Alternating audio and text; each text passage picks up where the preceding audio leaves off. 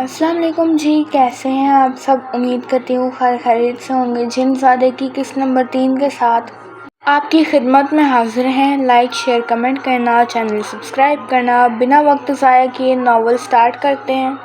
جن زادہ ملیحہ شہزادی، قسط نمبر 3، باب 3، خون آلود۔ اس کے چہرے کے اوپر سے چادر سرکی، وہ بے ساختہ اٹھ بیٹھی۔ اپنے آس پاس دیکھا تو کوئی بھی نہیں تھا۔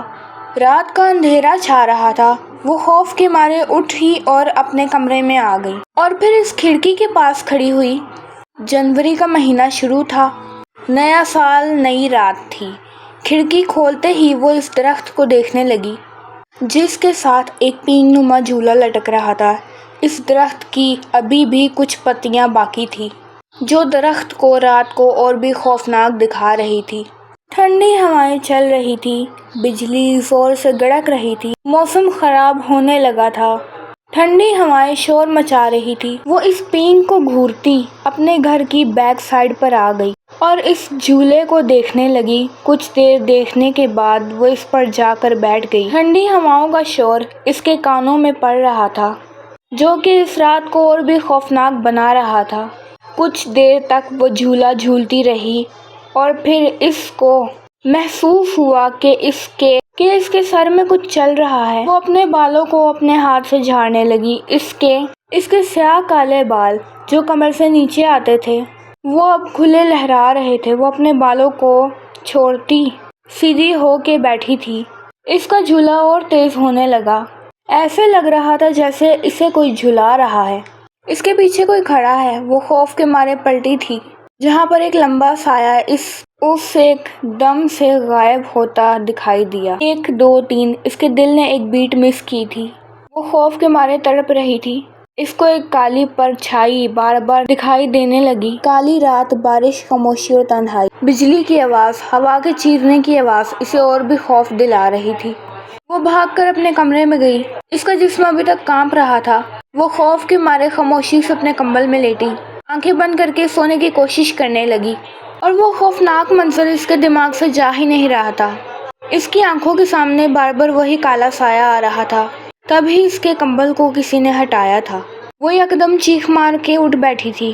بیٹا کیا ہوا ہے؟ سامنے اس کی ماما کھڑی تھی۔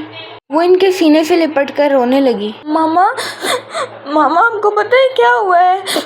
ہاں میرا بچہ، بول کیا ہوا؟ ماما وہ میں پیپل کے جھولے پر بیٹھی تھی، مجھے کوئی کالا سایہ سے دکھائی دیا اور ایسا لگ رہا تھا جیسے میرے بالوں میں کوئی انگلیاں چلا رہا ہے۔ ماما وہ خوف کے مارے کچھ بھی بڑبڑائے جا رہی تھی۔ تو اتنی رات کو پیچھے کیوں گئی اور یہ تیرے بال کیوں کھلے ہیں؟ ماما وہ میں بس ایسے ہی گئی تھی، مجھے نیند نہیں آ رہی تھی اور تیرے بال بھی کھلے ہیں، وہ بھی اتنی رات کو۔ وہ ابھی بھی روئے جا رہی تھی۔ اس کی ماما اس کے اوپر کمبل دے کر کمرے سے چلی گئی۔ وہ سیدھا اپنے کمرے میں آئی تھی۔ احمد صاحب اپنے کپڑے چینج کر کے بیڈ پر بیٹھے تھے۔ کیا ہوا ہے بیگم؟ کیا ہونا ہے جی؟ کچھ نہیں ہوا۔ تمہارے چہرے کی رنگت کیوں غائب ہوئی ہے؟ بھارا کیوں بج رہے ہیں چہرے پر؟ کچھ نہیں، ویسے ہی۔ اچھا فریشے کہاں ہے؟ وہ اپنے کمرے میں سو رہی ہے۔ ہم بھی سو جاتے ہیں، 1 بج رہا ہے۔ ہاں ٹھیک ہے، وہ یہ کہہ کر بیڈ پر لیٹ گئی۔ وہ اپنے کمرے سے نکلتا لاؤنج کے صوفے پر بیٹھا جب ارشفہ باہر نکلی۔ بھائی ریموٹ مجھے دیں، ٹی وی دیکھنا ہے۔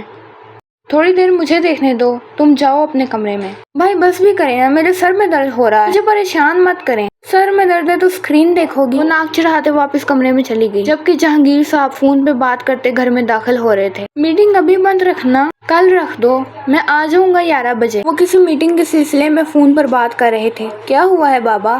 کیا ہونا ہے؟ تم یہاں پر کیا کر رہے ہو؟ جا کر کچھ کام کرو، بلکہ تم میرے آفس میں کام کرو گے۔ اف بابا، میں انہی کاموں کے لیے رہ گیا ہوں کیا؟ بڑے ہو گئے ہو، شرم کرو۔ ویسے بھی رات ہو رہی ہے، تم سو جا کر شارے، انہوں نے سپاٹ لہجے میں کہا۔ Okay good night. ہاں جاؤ، شبہ خیر۔ اپنے کمرے میں آ گیا وہ اپنے بیڈ پر لیٹ کر۔ اس نے اپنے اسپیکرز پر سانگ لگا دیے جو کہ اونچی اونچی آواز میں گانے بج رہے تھے۔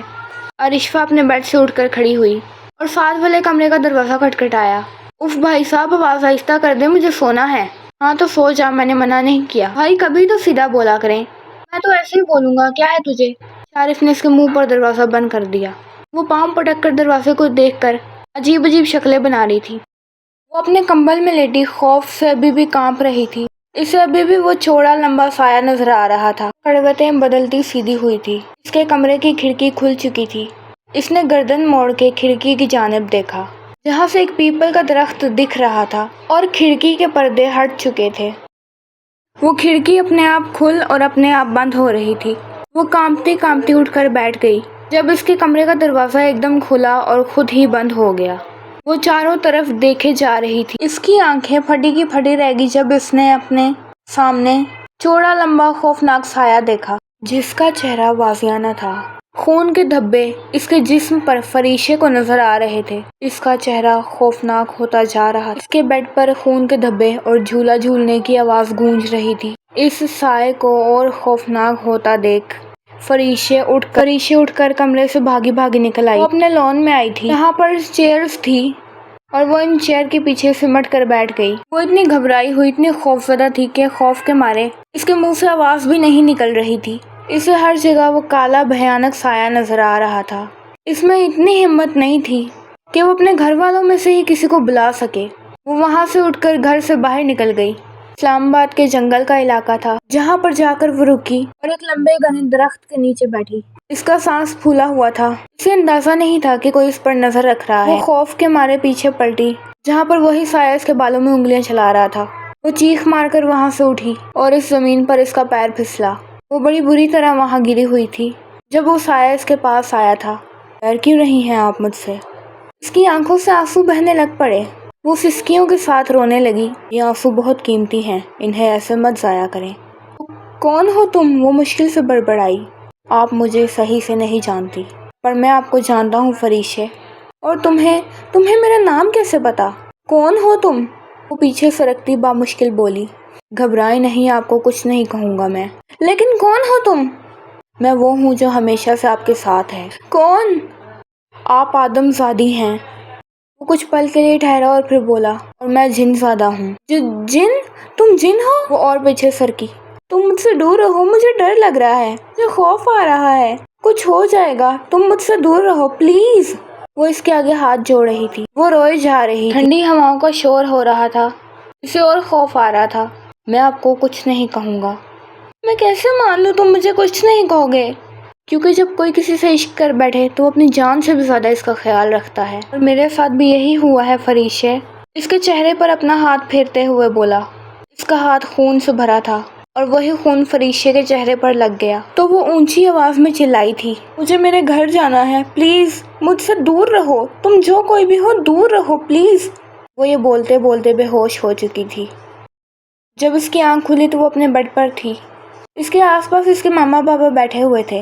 فریشے کیا ہوا ہے؟ وہ یہ سب رات کے واقعے کی وجہ سے کچھ بول نہیں پا رہی تھی۔ اسے وہ جن کا خیال بار بار ستائے جا رہا تھا۔ وہ چاہ کر بھی اس کے خیال کو بھلا نہیں پا رہی تھی۔ اچھا تمہارے لیے کھانا لاتی ہوں، اس کی ماما کہہ کر کچن میں چلی گئی۔ فریشے کو کیا ہوا ہے؟ تمہیں پتا ہے کچھ دنوں سے عجیب عجیب حرکتیں کر رہی ہے، کبھی کچھ کہتی ہے تو کبھی کچھ کہتی ہے۔ پتا نہیں میری بچی کو کس کی نظر لگ گئی۔ میں اسے دم کروا کے لاؤں گی، انشاءاللہ ٹھیک ہو جائے گی پھر، ورنہ میری بچی تو 2 دنوں میں کمزور ہو چکی ہے۔ ہاں اگر ایسے رہا تو وہ اور بھی کمزور ہو جائے گی۔ نہیں کچھ کرتے ہیں اور نہ ہی کسی سے بات کرتی ہے۔ آپ صحیح کہہ رہے ہیں۔